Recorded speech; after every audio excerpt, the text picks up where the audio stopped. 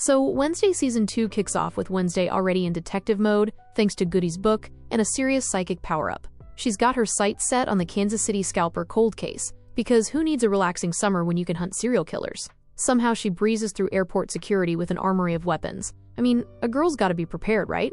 She tracks down the scalper, gets captured, briefly obviously, and then Thing attacks him, leading to his capture. Wednesday's work is done, for now. But it's not all sunshine and handcuffs. It's back to Nevermore, and Wednesday's already miserable. Why? Because her little brother Pugsley is now a Nevermore student, and the whole Addams clan is going to be spending more time in Jericho. The new principal, Barry Dort, is offering Morticia and Gomez a nearby cottage, Marilyn Thornhill's old place, if Morticia agrees to run the school gala. On the way to school, we get our first real taste of the new mystery. A man is sneakily taking photos of a couple, but a one-eyed crow spots him. Suddenly, a whole murder of crows, yes, that's what a group of them is called, descends on him, pecking him to death. Not a great day for him, but a fantastic day for Wednesday's to-do list. Back at Nevermore, Wednesday's not just a student, she's a full-on celebrity.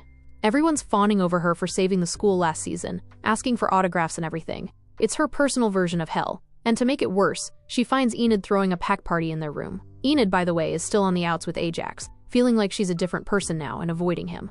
After Wednesday kicks everyone out, an arrow with a photo of her and Principal Dort and an ominous note shoots into her closet. Welcome back, Wednesday. I'm still watching. Wednesday is, naturally, thrilled to have a stalker. Her attempt to find them with her powers gives her a black tear, a detail Morticia later clues us in on. Apparently this is a thing with ravens, a specific type of psychic, and if they're not careful, the visions can consume them. From Morticia name-dropping her sister Ophelia, it sounds like that's exactly what happened to her. We also get a quick update on Xavier's departure. Apparently his dad pulled him out of Nevermore and sent him to Reichenbach Academy in Switzerland. Wednesday then stumbles upon the crow crime scene in the woods near the cottage. The victim is Carl Bradbury, a private investigator. She meets the new sheriff, Santiago, and also spots a hooded man who turns out to be Donovan Galpin, Tyler's dad. Galpin reveals Bradbury was working a case with him that could affect all outcasts, and he suspects that's what got him killed. Despite their past, he asks for Wednesday's help. The one-eyed crows are still lurking, adding to the unsettling vibe. Later, she meets the new head of music, Isadora Capri, who tries to lecture Wednesday on her taste. I don't know why I find her suspicious. Maybe Thornhill scarred me. Trying to inject some old-school tradition into the mix, Principal Dort announces a founder's pyre, basically a massive wooden bird statue they plan to set on fire in a dramatic school-wide ceremony. Before the event, Wednesday gets a creepy painting of the one-eyed crow from Xavier and a message on her typewriter asking if she's read any good books lately. She realizes her only copy of her novel has been stolen and is hidden inside the pyre. In a moment of pure Wednesdayness, she gets trapped inside the burning bird while searching for it. She barely makes it out with her manuscript, only to have Dort unveil a painting of her as a hero. She's absolutely furious, so she gives a speech to the crowd pretending to enjoy it, before calling everyone stupid for thinking she'd be their leader, and lights the painting on fire. Enid chases after her, annoyed that Wednesday just tanked their popular girls moment, but when she grabs Wednesday's shoulder, it triggers another black tear vision. This time, Wednesday sees a cemetery, crows, and Enid's tombstone.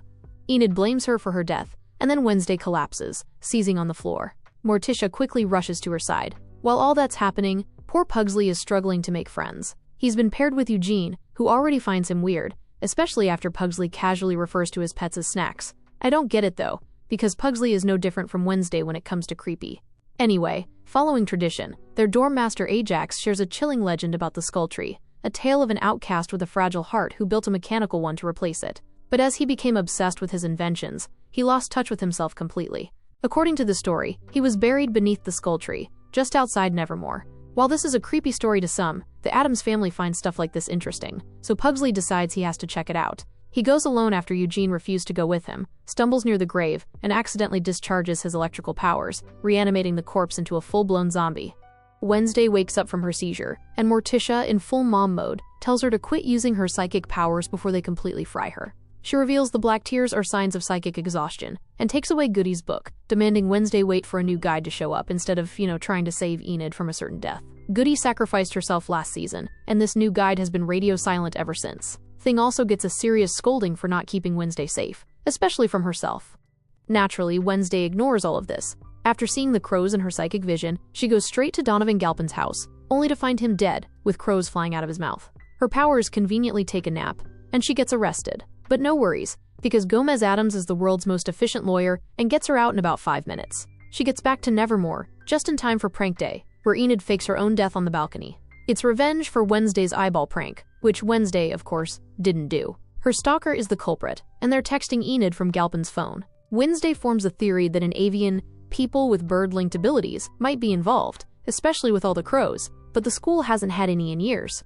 She also suspects Tyler, considering his daddy issues, so she decides to pose as Enid and use her driving instructor's car, because a girl's gotta do what a girl's gotta do. In the midst of all this, poor thing's birthday is forgotten, and he throws a dramatic tantrum, especially after Morticia confronts him about not telling her about Goody's book without wishing him a happy birthday. Wednesday arrives at Willow Hill and meets with Judy, the head of the asylum, who speaks very highly about Dr. Fairburn, the chief of psychiatry and the one in charge of Tyler now.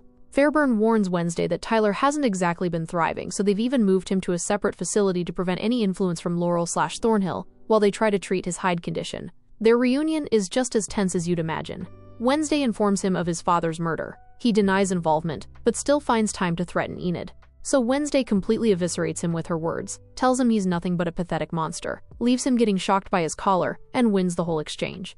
Flawless victory.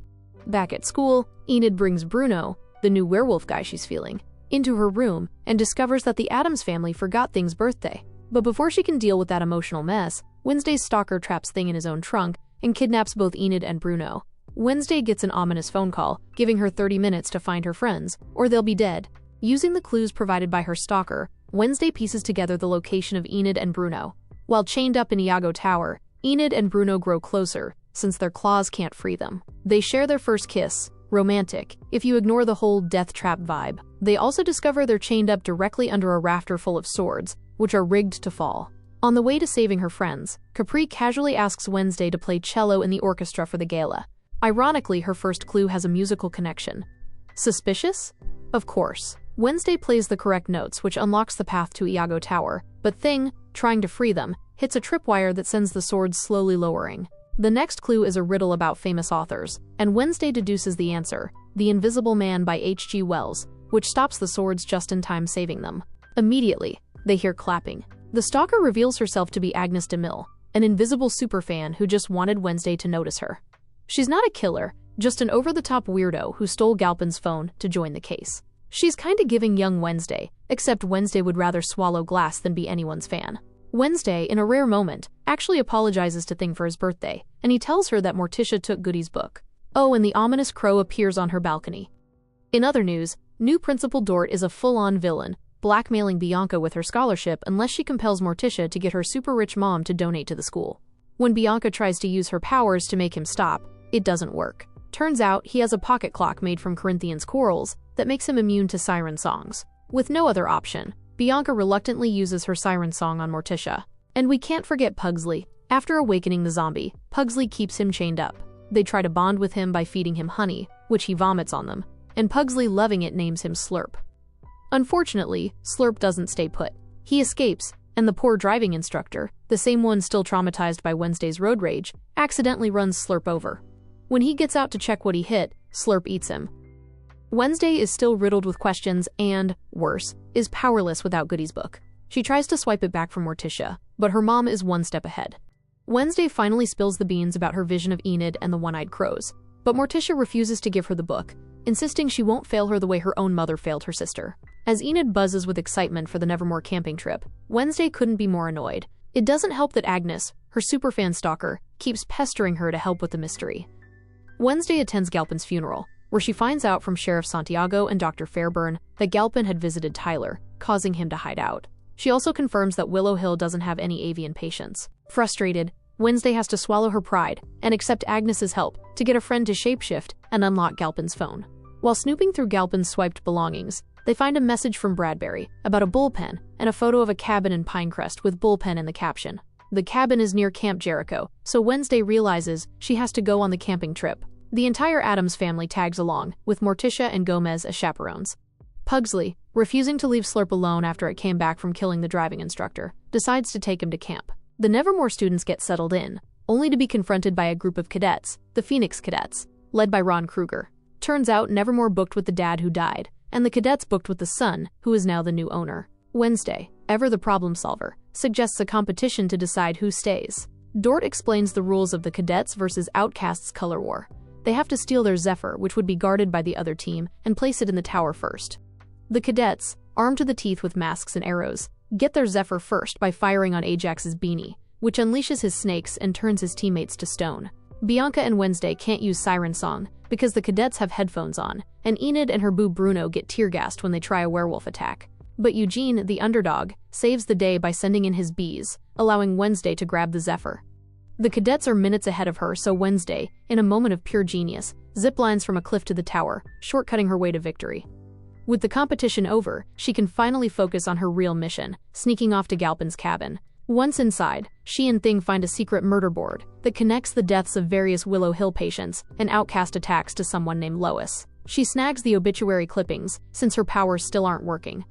Earlier that day, Bianca had visited her mother, who is hiding out at the Apple Hollow Inn after escaping her cult raid. So when Morticia mentions she's stressed about calling her mom, as she's very manipulative, Bianca, relating to it, tries to shut Dort down as he keeps pushing Morticia to invite her mom to the school. Despite losing the game, Ron Kruger is not giving up. He attacks the outcasts at night, but a stroke of bad luck leads him to Pugsley's tent, where Slurp kills him, causing a total frenzy. Gomez is in the showers, enjoying himself when Slurp attacks his door and creepily licks his back.